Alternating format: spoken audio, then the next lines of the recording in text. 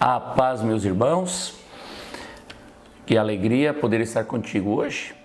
No vídeo, nós vamos estar falando sobre os acontecimentos finais.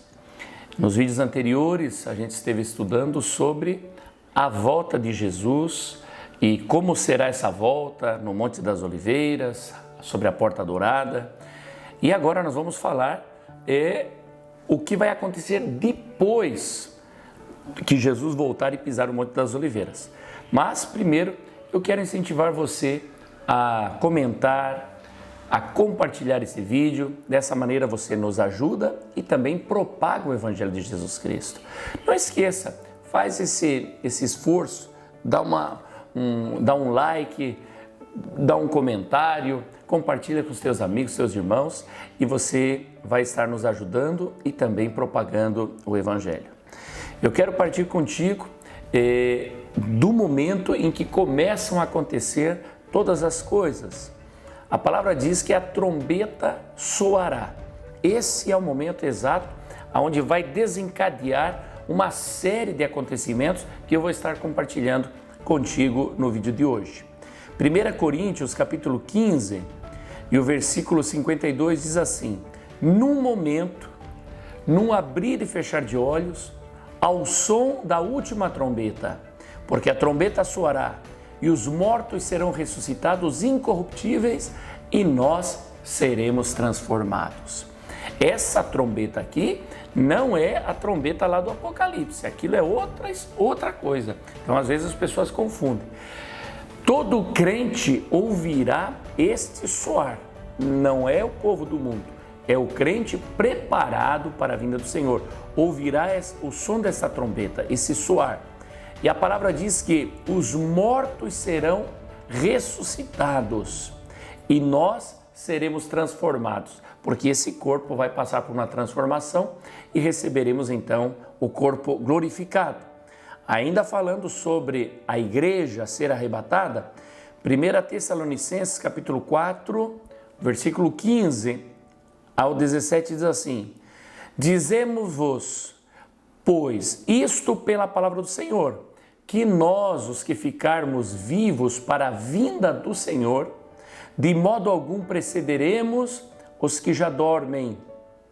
Porque o Senhor mesmo descerá do céu com grande brado, a voz do arcanjo, ao som da trombeta de Deus, e os que morreram em Cristo ressuscitarão primeiro. Depois nós, os que ficarmos vivos, seremos arrebatados juntamente com eles nas nuvens, ao encontro do Senhor nos ares, e assim estaremos para sempre com o Senhor. Aqui já tem detalhes também que provam que há um arrebatamento que antecede a segunda vinda de Cristo, porque os mortos ressuscitarão. Depois os que estão vivos serão transformados. Encontraremos o Senhor nos ares. Não tem nada a ver com a segunda vinda, que o Senhor vem com os seus santos e pisa o Monte das Oliveiras. Totalmente diferente. Para frente. Dar-se-á então, após o arrebatamento, o início das bodas do Cordeiro no céu. E aqui na terra acontecerá a grande tribulação. Olha só, Mateus capítulo 25, versículo 10, diz assim: e tendo elas ido comprá-lo, chegou o noivo, e as que estavam preparadas entraram com ele para as bodas e fechou-se a porta. Esse texto das 10 virgens, ele é muito conhecido, porém muitas vezes mal interpretado. Quando fala de virgens, fala de pessoas que não está contaminada. E está falando para o povo que está dentro da igreja. Pessoas que se dizem crentes, se dizem servir ao Senhor. 10 eram prudentes, 10 eram loucas. O que diferenciava o grupo das que vão subir no arrebatamento, das que vão ficar, é o azeite. Muitas vezes a pessoa não está contaminada com o mundo, muitas vezes não está no adultério, não está na bebida, não está nos vícios, não está na mentira, não está no engano, mas não tem o selo da salvação, o penhor da salvação, que é a presença do Espírito Santo. Que triste para essas pessoas, porque a pessoa que está no mundo, quando soar a última trombeta e acontecer o arrebatamento, ele vai apavorar, mas ele vai dizer: uau, então os crentes estavam certos, então o meu vizinho que servia ao Senhor estava certo, realmente Jesus voltaria para buscar o seu povo. Mas o morno, a virgem louca que está dentro da igreja, constantemente vai num culto, vê alguém cheio do Espírito Santo, sente a presença de Deus e não busca azeite, não compra azeite. Eu sempre digo na nossa congregação: irmão, quando você chega a um período de oração, dobra o teu joelho, ora, aproveita aquele momento para comprar azeite. Quando é o momento do louvor, louve ao Senhor, adore, compre azeite. No momento de ofertar, oferte com amor, com carinho, é momento de comprar azeite. Quando o pastor estiver ministrando, esteja ligado na mensagem, se abastecendo, se purificando, se lavando e comprando azeite. Na hora da oração, na ministração final, novamente compre azeite, porque Jesus está voltando. Não seja você como as virgens loucas, mas seja você como as prudentes. E aqui a palavra é clara: quando chegou o noivo, que ele chega nas nuvens e a noiva vai encontrá-lo nas nuvens, as que estão preparadas entram para as bodas do Cordeiro e a porta se fecha. Ali não há mais tempo de arrependimento. Quem subiu, subiu, e quem ficou, ficou, não volta, não tem mais como entrar. Agora, passado esses 7 anos de festa no céu, aonde o Senhor estará sentado à cabeceira da mesa, né? Até os discípulos ali que fizeram um pedido ao Senhor, que um queria ficar à direita, outro queria ficar à sua esquerda, e o Senhor diz: isso não compete a mim, mas ao Deus Pai, quem estará sentado ali na cabeceira junto comigo. Mas eu tenho certeza de uma coisa: eu não sei se vou estar tão próximo, mas eu sei que vou estar sentado naquela mesa também, na boda do Cordeiro, e que você tenha essa certeza no teu coração. Passado essa festa, nós voltaremos. Aí sim é a segunda vinda de Cristo. Atos capítulo 1, versículo 9 ao 11. Tendo ele dito essas coisas, foi levado para cima. Enquanto eles olhavam, e uma nuvem o recebeu, ocultando-os a seus olhos. Estando eles com os olhos fitos no céu, enquanto ele subia, eis que junto deles apareceram 2 varões vestidos de branco, os quais lhe disseram: varões galileus, por que ficai aí olhando para os céus? Esse Jesus que dentre vós foi elevado para o céu, há de vir assim como para o céu o viste vir. Aqui cabe mais um detalhe: Jesus foi elevado devagarinho, porque ele estava conversando com os discípulos e ele vai sendo elevado. Ele vai subindo devagarinho até que uma nuvem o envolve. Não há pressa, não é corrido. No arrebatamento é no momento, no abrir e piscar de olhos. Soa a trombeta, Jesus está lá em cima, ninguém o vê, só a igreja sobe e o vê. Agora, quando Jesus volta, ele voltará devagar, e todos os santos com ele. Apocalipse, capítulo 1, versículo 7. Eis que vem com as nuvens, e todo olho o verá, até mesmo aqueles que o transpassaram, e todas as tribos da terra se lamentarão sobre ele. Sim, amém. Novamente, ele vem com as nuvens, e todo olho verá. E alguém diz: como que todo olho verá? Pelas redes sociais, pelos canais de televisão. Por quê? Porque Jesus vem em carne e osso. Ele será filmado, será transmitido. O mundo todo verá Jesus Cristo voltando. Zacarias capítulo 14, versículo 4, declara o local exato aonde Jesus vai descer. Naquele dia estarão os seus pés sobre o Monte das Oliveiras, que está de fronte de Jerusalém para o Oriente. E o Monte das Oliveiras será fendido pelo meio do Oriente para o Ocidente, e haverá um vale muito grande, e a metade do monte se removerá para o norte e outra metade para o sul, para que você saiba aonde Jesus volta. tendo acontecido isso, agora vem a parte que o que acontece depois que Jesus assume o governo. Apocalipse capítulo 20, versículo 2. Ele prendeu o dragão, a antiga serpente que é o diabo e Satanás, e o amarrou por 1000 anos.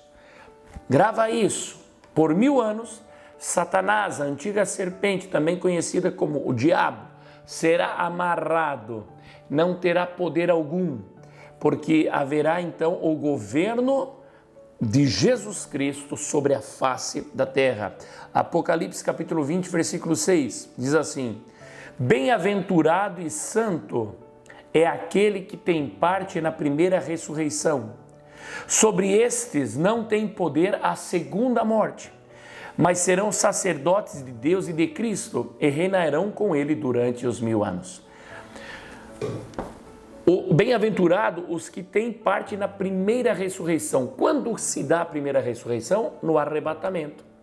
Quando se dá a segunda ressurreição, onde as pessoas ressuscitarão depois do milênio de Cristo, passados 1000 anos, haverá então uma ressurreição, só que a palavra diz que ressuscitarão não para a vida, mas ressuscitarão para morte eterna. Eles ressuscitarão para serem julgados no trono branco.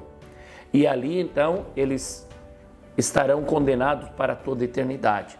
Porém, antes de findar os 1000 anos, a Bíblia não declara quanto tempo, mas diz que é pouco tempo. Antes de findar os 1000 anos do reinado de Cristo sobre a face da terra e a capital sendo Jerusalém, olha o que acontece. Apocalipse capítulo 20, versículo 7. Ora, quando se completarem os 1000 anos, Satanás será solto da sua prisão. Lembre-se que o Senhor o prendeu por 1000 anos. E sairá e enganará as nações que estão nos 4 cantos da terra. Gog e Magog, aqui está fazendo referência aos países ali do norte, Rússia, China, cujo número é como a areia do mar, a fim de ajuntá-las para a batalha. Vamos lá. Satanás será solto para tentar os que habitam a face da terra. Essas pessoas que por 1000 anos serviram, viram o Senhor Jesus reinando com justiça, com equidade, será maravilhoso. Nesses 1000 anos, a palavra diz que o leão comerá com o cordeiro e não haverá morte, não haverá dor, não haverá sofrimento. Mas passados esses 1000 anos, Satanás entra para tentar, e assim como o homem caiu no paraíso, junto a Adão e Eva, excederam a tentação, as palavras da serpente, passados 1000 anos, haverão pessoas que cairão novamente na lábia da serpente, que é Satanás. Porém, os crentes que foram arrebatados com Cristo já não fazem mais parte dessa tentação, não cairão neste engano de Satanás. Apocalipse, o que acontece passado então esses 1000 anos? Apocalipse 20, versículo 10. E o diabo que os enganava foi lançado no lago de fogo e enxofre, onde estão a besta e o falso profeta, e de dia e de noite serão atormentados pelos séculos dos séculos. Então, passado 1000 anos, Satanás é solto novamente, tenta os que habitam na terra, novamente é preso, só que agora ele é preso e lançado no lago de fogo e enxofre, onde já estão a besta e o falso profeta, que já foram lançados quando Jesus volta após os 7 anos do arrebatamento da igreja. Jesus volta, prende o falso profeta, prende a besta e os lança no inferno. E agora Satanás é lançado também no inferno. E depois acontece o quê? O inferno, esse lugar que está no núcleo da terra, na borda, não na crosta, mas no núcleo, eles serão lançados então no centro, onde há o núcleo mesmo, onde hoje há o que se chama o metal derretido de tão quente que é, e a Bíblia chama de lago de fogo. Olha só, quando termina ali os 1000 anos e Satanás agora é preso, vai se dar o julgamento do trono branco. Apocalipse 20, versículo 11 diz: E vi um grande trono branco, e o que estava assentado sobre ele, de cuja presença fugiram a terra e o céu, e não foi achado lugar para eles. E vi os mortos, grandes e pequenos, em pé diante do trono, e abriram-se uns livros, e abriu-se outro livro, que é o da vida. E os mortos foram julgados pelas coisas que estavam escritas nos livros, segundo as suas obras. E o mar entregou os mortos que nele havia, e a morte e o além entregaram os mortos que neles havia. E foram julgados cada um segundo as suas obras. E a morte e o inferno foram lançados no lago de fogo. Esta é a segunda morte, o lago de fogo. E todo aquele que não foi achado inscrito no livro da vida foi lançado no lago de fogo. Agora você começa a compreender tudo o que eu estou te falando. Existe um lugar, depois eu vou pedir aqui para a minha equipe colocar essa imagem do globo terrestre partido ao meio, que é feito pelos cientistas, né? Onde tem a crosta terrestre, tem o manto, eu estava confundindo, eu estava falando do núcleo, é o manto terrestre, e há o núcleo externo e o núcleo interno. Nesse manto terrestre, ali existem crateras gigantes, aonde está um lugar chamado inferno, aonde o rico foi levado quando ele morreu. E entre esse lugar chamado inferno e o lugar chamado seio de Abraão, há um abismo. E a palavra diz que Lázaro foi levado ao seio de Abraão, e o rico reconhece Abraão, reconhece Lázaro e pede que Abraão peça que Lázaro molhe o dedo na água e refresque a sua língua. Ele diz: não tem como passar daqui para lá, é impossível. Esse lugar chamado inferno, outro dia nós vamos falar mais especificamente sobre o inferno, mas esse lugar chamado inferno, ele foi lançado, esse lago de fogo consome o manto terrestre, porque a palavra diz que essa terra vai passar, será transformada, o mar não existirá. A glória de Deus, a luz do nosso Senhor é que vai iluminar toda a terra. Então o sol já não existirá, nem a lua, será um mundo transformado. Eu não sei se essa destruição da terra se dará pelas bombas atômicas que hoje estão na mão das grandes potências do mundo e também de alguns países aí que não são tão grandes potências, mas que têm também as suas bombas atômicas.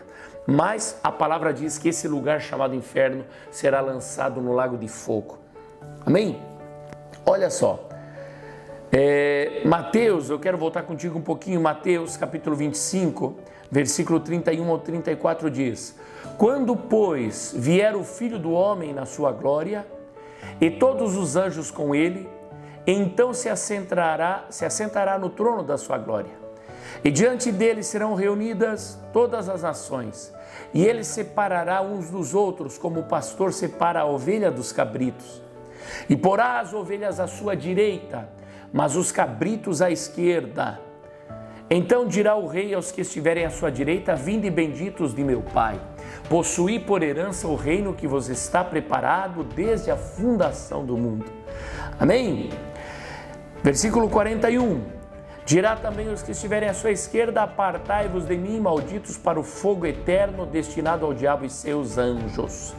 Aqui nós vemos, irmãos, claramente que há uma separação entre o trigo e o joio, entre a direita e a esquerda. E algumas pessoas dizem: isso não tem nada a ver. Tem tudo a ver, irmãos, tudo a ver.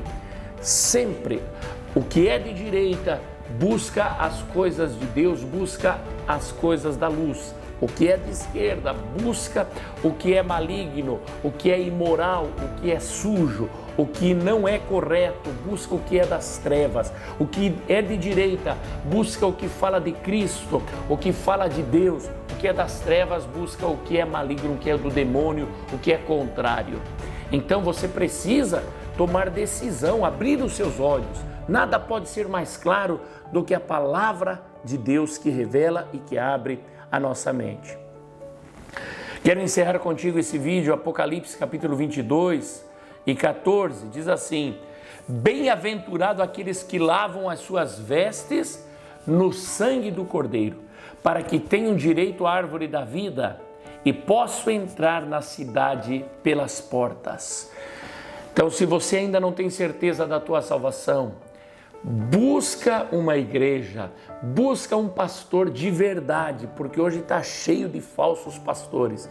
Como que eu posso identificar um pastor verdadeiro? Como eu posso identificar um homem de Deus verdadeiro? Se você deseja saber como identificar, escreva aí: pastor, eu não sei identificar. E nós vamos fazer um vídeo, um estudo, mostrando para você quem é um verdadeiro homem de Deus, um pastor escolhido e chamado por Deus. Mateus 24:13, mas quem perseverar até o fim, esse será salvo. Então existem dois passos. Primeiro, lavar as suas vestes no sangue do Cordeiro, aceitar a Cristo como teu Salvador. E segundo, permanecer no caminho que é Jesus até o fim, porque aquele que permanecer até o fim será salvo. Amém? Fica na paz do Senhor Jesus. Se você tem alguma dúvida sobre esse assunto, escreva, faça a tua pergunta e na medida do possível nós vamos estar respondendo você. Se você gostou desse vídeo, compartilha, comenta, indica alguém para assistir, porque vai ser maravilhoso, você vai estar evangelizando e libertando pessoas das mãos de Satanás. Deus te abençoe e fique na paz do Senhor Jesus.